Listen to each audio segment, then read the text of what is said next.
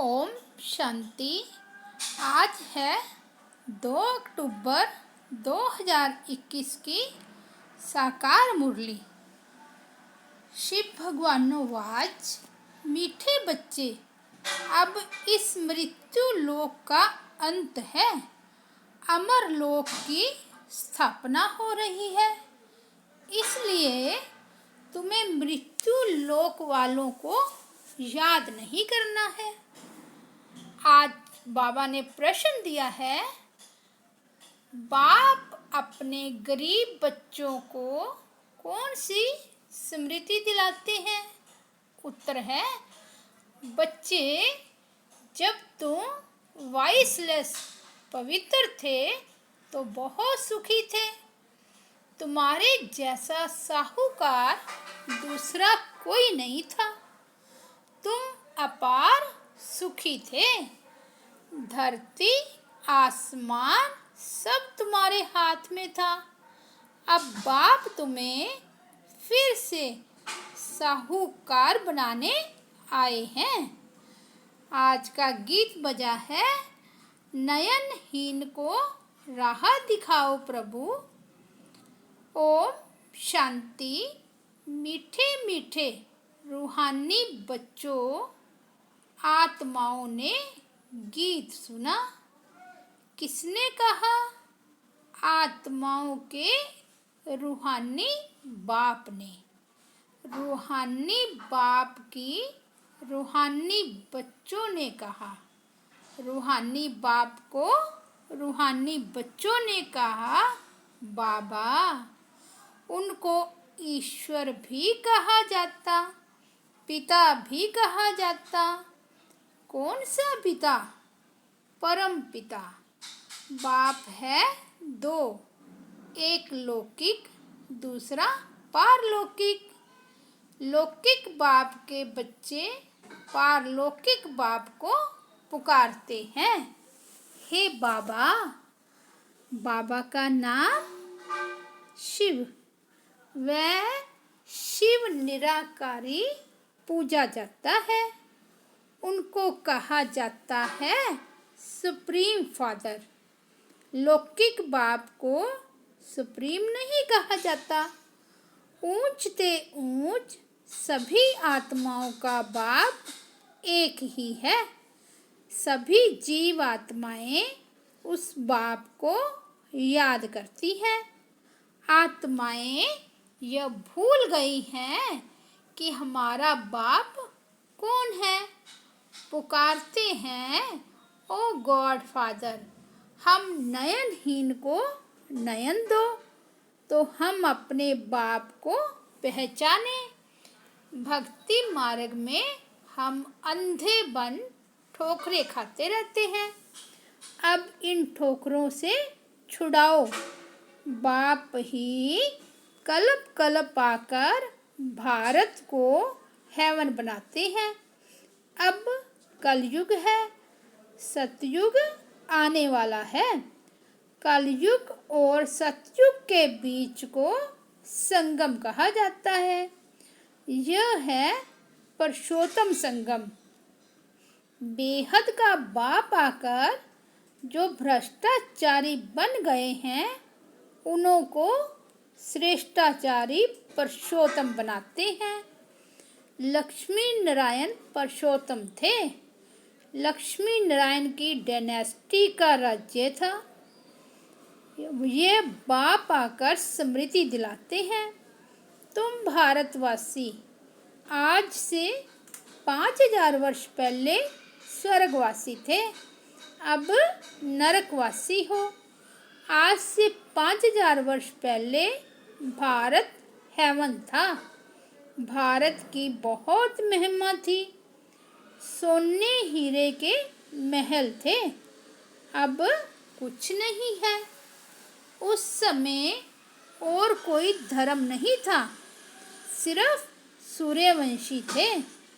चंद्रवंशी पीछे आते हैं। बाप समझाते हैं, तुम ही सूर्यवंशी थे।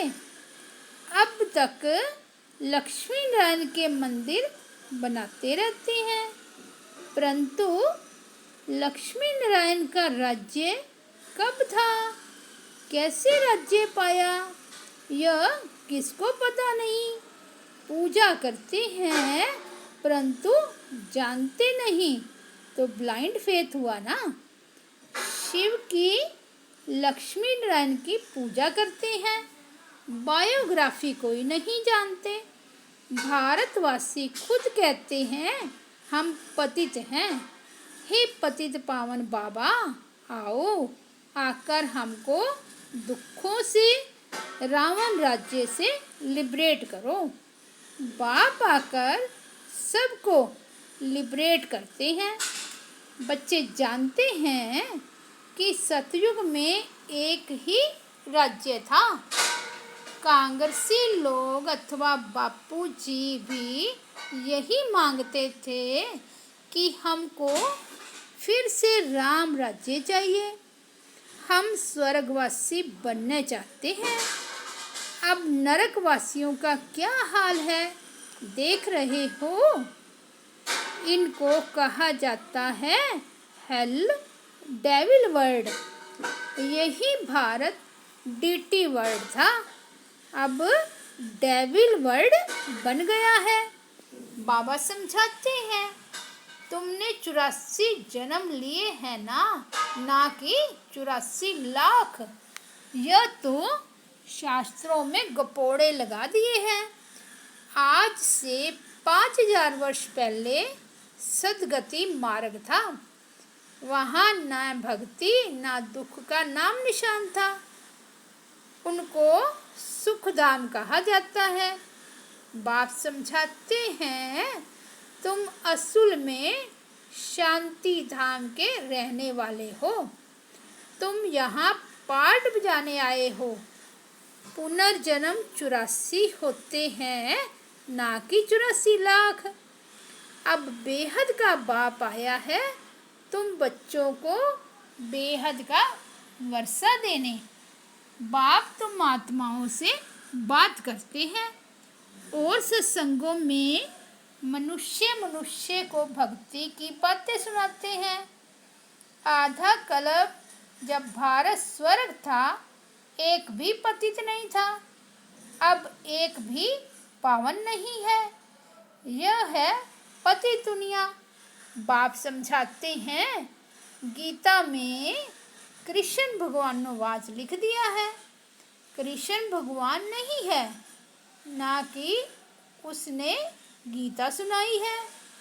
यह लोग अपने धर्म शास्त्र को भी नहीं जानते, अपने धर्म को ही भूल गए हैं। धर्म मुख्य है 4। पहले आदि सनातन देवी देवता धर्म सूर्यवंशी, पीछे चंद्रवंशी। दोनों को मिलाकर कहते हैं देवी देवता धर्म। वहाँ दुख का नाम निशान नहीं था। 21 जन्म तुम सुख धाम में थे। फिर रावण राज्य भक्ति मार्ग शुरू होता है। शिव बाबा कब आते हैं? जब रात होती है। भारतवासी घोर अंधियारे में आ जाते हैं, तब बाबा आते हैं। गुड़ियों की पूजा करते रहते हैं, एक की भी बायोग्राफी नहीं जानते। भक्ति मार्ग में अनेक धक्के खाते हैं। तीर्थों पर जाओ, फेरा लगाओ, कोई प्राप्ति नहीं है। बाप कहते हैं मैं आकर तुमको ब्रह्मा द्वारा यथार्थ ज्ञान सुनाता हूँ। पुकारते हैं कि हमको सुख धाम और शांति धाम की राह बताओ। बाप कहते हैं आज से 5000 वर्ष पहले हमने तुम्हें बहुत साहूकार बनाया था। इतना धन दिया, फिर कहाँ गुआया? तुम कितने साहूकार थे। भारत कौन कहलावे? भारत ही सबसे ऊंचे से ऊंचा खंड था। वास्तव में सबका यह तीर्थ है, क्योंकि पतित पावन बाप का बर्थ प्लेस है। जो भी धर्म वाले हैं सभी की बाप आकर सदगति करते हैं। अब रावण का राज्य सारी सृष्टि में है, सिर्फ लंका में नहीं। जब सूर्यवंशी राज्य था तब यह विकार नहीं थे। भारत वाइसलेस था, अब विशेष है। सब नरकवासी हैं। सतयुग में जो देवी संप्रदाय थे वह फिर 84 जन्म भोग आसुरी संप्रदाय बने हैं, फिर दैवी संप्रदाय बनने हैं। भारत बहुत साहूकार था, अब गरीब बना है, इसलिए भीख मांग रही है। बाप तुम गरीब बच्चों को स्मृति दिलाते हैं। बच्चे तुम कितने सुखी थे, तुम्हारे जैसा सुख किसको मिल नहीं सकता। धरती आसमान सब तुम्हारे हाथों में था। शास्त्रों में कल्प की आयु लंबी बताकर सभी को कुंभकर्ण की आसुरी नींद में सुला दिया है। यह भारत शिव बाबा का स्थापन किया हुआ शिवालय था। वहाँ पवित्रता थी। उस नई दुनिया में देवी देवता राज्य करते थे।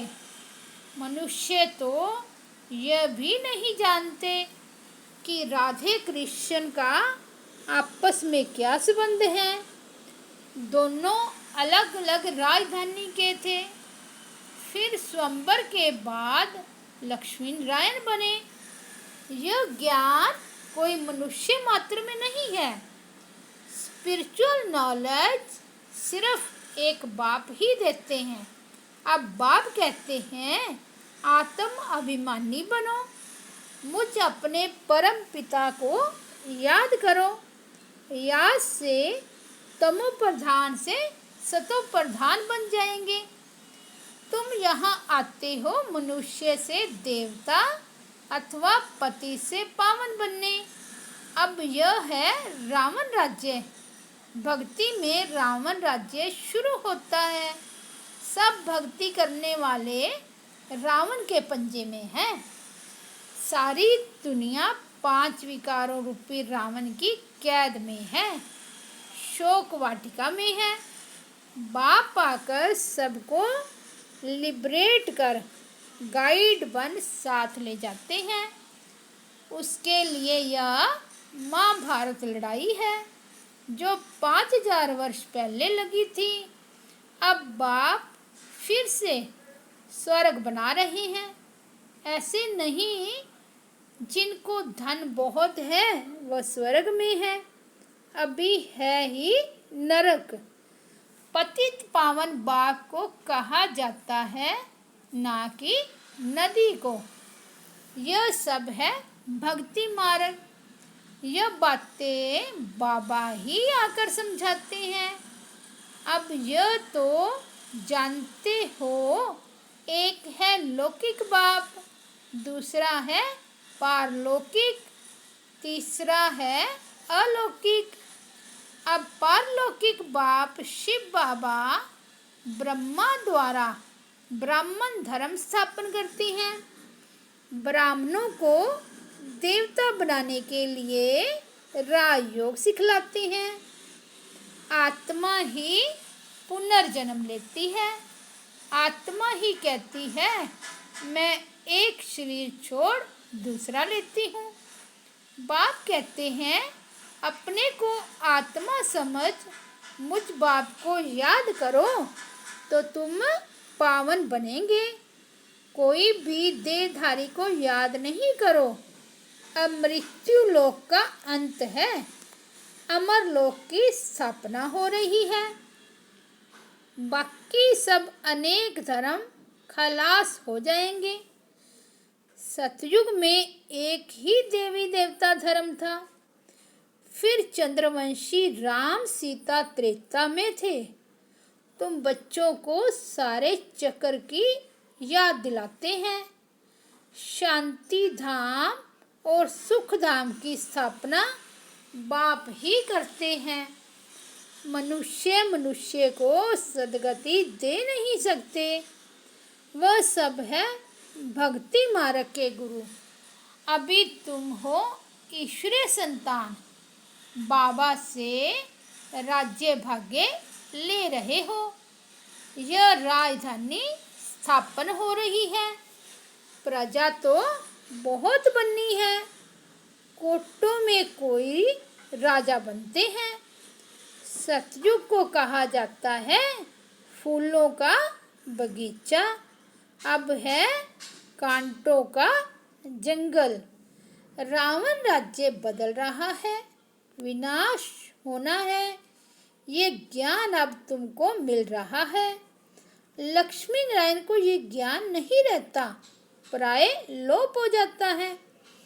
भक्ति मार्ग में बाप को कोई भी यथार्थ नहीं जानते।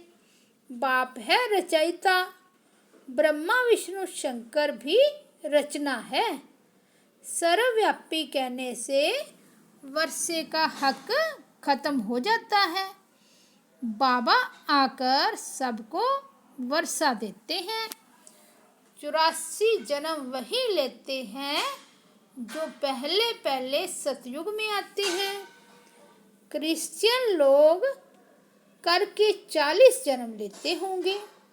एक भगवान को ढूंढने के लिए कितने धक्के खाते हैं। अब तुम धक्के नहीं खाएंगे। एक बाप को याद करो तो तमो प्रधान से सतो प्रधान बन जाएंगे। यह है यात्रा। यह है गॉड फादरली यूनिवर्सिटी। तुम्हारी आत्मा पढ़ती है। साधु संत कह देते आत्मा निर्लेप है, लेकिन आत्मा ही कर्मोनुसार दूसरा जन्म लेती है। आत्मा ही अच्छा व बुरा कर्म करती है। इस समय कलयुग में तुम्हारे कर्म विकर्म होते हैं। सतयुग में तुम्हारे कर्म अकर्म होते हैं। वहाँ विकर्म होता नहीं। वह है पुण्य आत्माओं की दुनिया।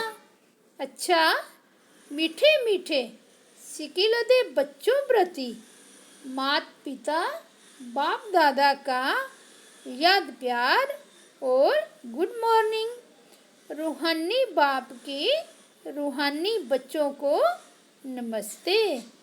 हम रूहानी बच्चों की रूहानी बाप दादा को याद प्यार गुड मॉर्निंग, नमस्ते बाबा, शुक्रिया बाबा, शुक्रिया। धारणा के लिए मुख्य सार है। फर्स्ट है, एक बाप से बेहद का वर्षा लेना है, श्रेष्ठ कर्म करने हैं। जब बाप मिला है तो किसी भी प्रकार के धक्के नहीं खाने हैं।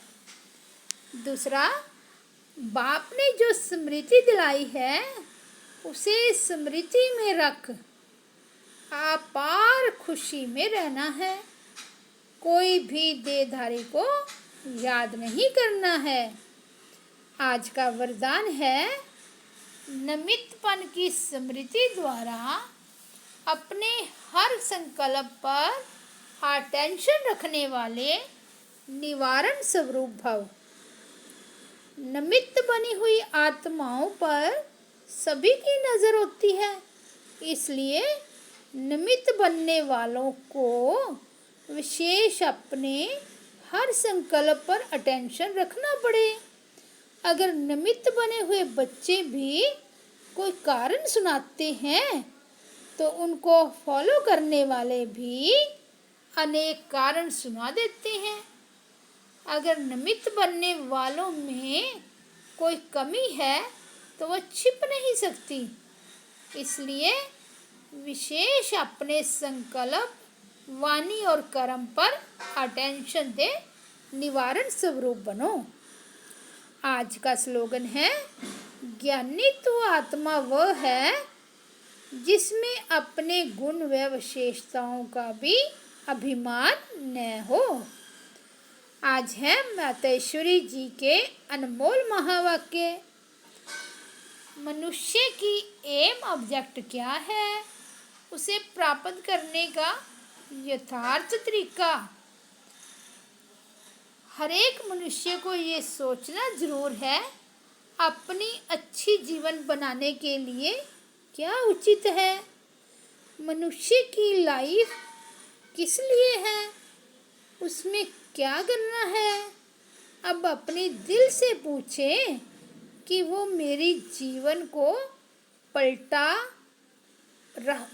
हो रहा है, अर्थात परिवर्तन हो रहा है। मनुष्य जीवन में पहले तो नॉलेज चाहिए, फिर इस जीवन की एम ऑब्जेक्ट क्या है। यह तो जरूर मानेंगे कि इस जीवन को सर्वदा सुख और शांति चाहिए।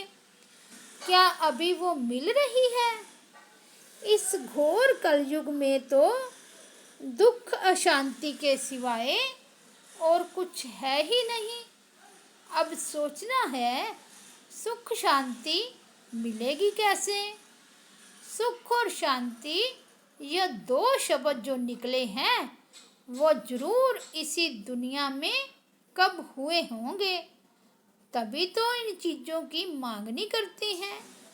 अगर कोई मनुष्य ऐसे कहें कि हमने ऐसी दुनिया देखी ही नहीं, तो फिर उस दुनिया को तुम कैसे मानते हो। इस पर समझाया जाता है कि ये दिन और रात जो दो शब्द हैं तो जरूर रात और दिन चलता होगा। ऐसे कोई नहीं कह सकते कि हमने देखी ही रात है तो दिन को मानूं कैसे। लेकिन जब दो नाम हैं तो उनका पार्ट भी होगा। वैसे हमने भी सुना है कि इस कलयुग से कोई ऊंची स्टेज भी थी जिसको सतयुग कहा जाता है।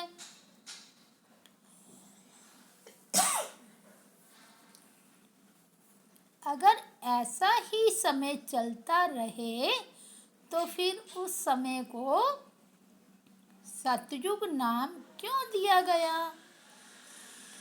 तो ये सृष्टि अपनी स्टेज बदलती रहती है, जैसे किशोर, बाल, युवा, वृद्ध आदि बदलते रहते हैं, वैसे सृष्टि भी बदलती रहती है।